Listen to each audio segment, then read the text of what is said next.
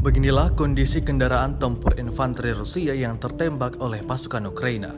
Rekamannya ramai beredar di media sosial Telegram pada Rabu 5 Oktober 2022. Dalam rangka memenuhi tugas yang diberikan, para pejuang bergerak menuju medan pertempuran. Namun kali ini keberuntungan tidak berpihak pada Rusia.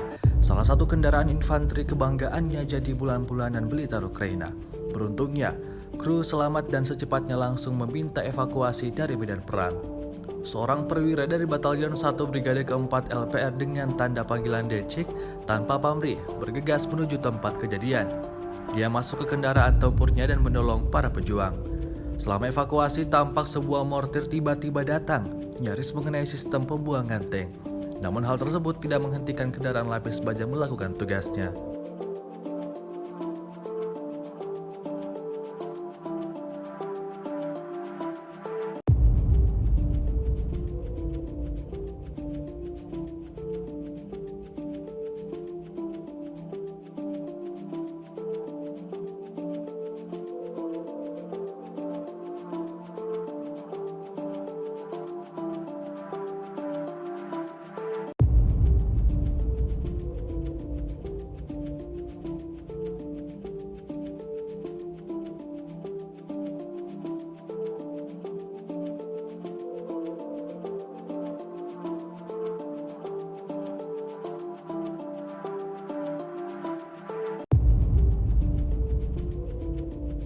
Rusia melaporkan secara total 312 pesawat Ukraina dan 157 helikopter, 2.145 kendaraan udara tak berawak, 379 sistem rudal anti pesawat dieliminir sejak awal operasi khusus.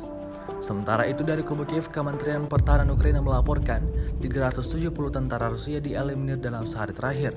Total 60.800 prajurit Federasi Rusia meninggal sejak awal konflik hingga hari ke-223. Terima kasih sudah nonton.